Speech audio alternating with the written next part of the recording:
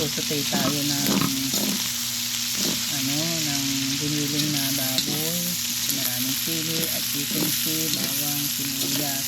Kasi magluluto tayo ng burong santol. Yan, from Quezon. Ito muna natin.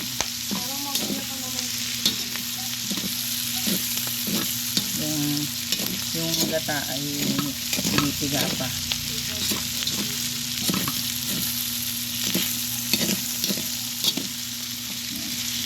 Yan muna natin maluto-luto yung ano. Ayan.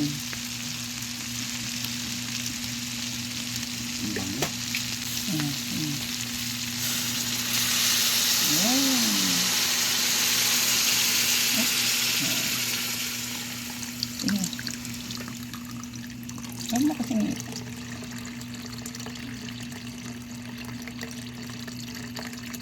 lagay mo muna yan doon. Ang pala di bang mag-picture, galing pala eh. Pala tumitik yung bambang eh.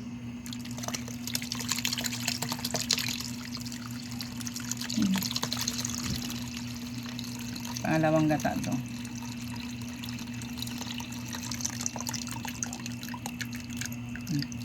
Ano yun pa yan?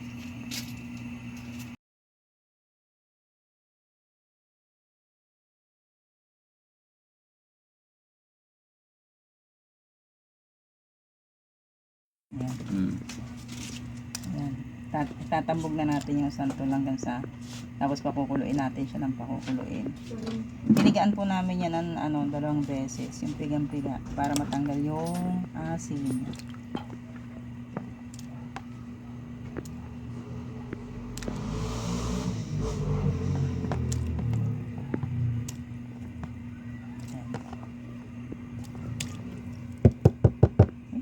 Ginanong.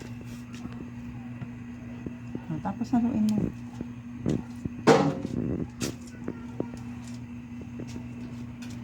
Pakuluin lang natin yun ng pakuluin. Tapos pag medyo na siya, yung tuyo na siya, saka natin ilalagay yung ng gata. Durugin mo siya. Anong araw at matutuyo? Dapat nga sa kahoy natin yan niluto kasi mahagad yan sa nagluto ako yung kay Lula 2 oras, sa uling pa yun. Yari yung gas natin dyan. Bakit dito mo kasi pinamad ka na naman? Marami tayong sampay, mauso.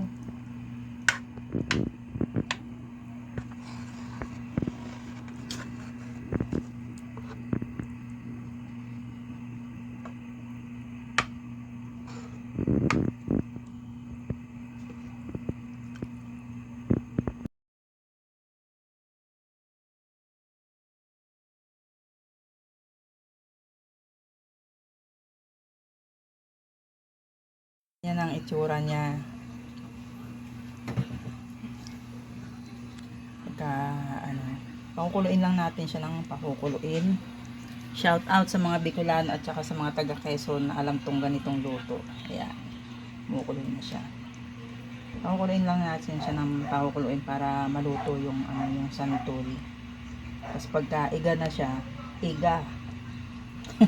pag iga na siya, lalagyan na natin yung unang gata. So yun, hintayin natin kumulo.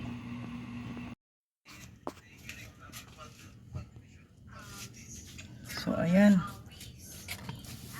Luto na po.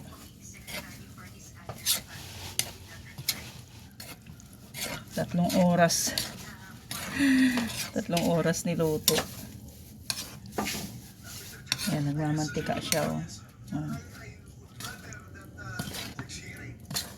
Mamahagi natin yan sa mga bukas magpapatikim tayo para sa iba. So ayan, the finished product.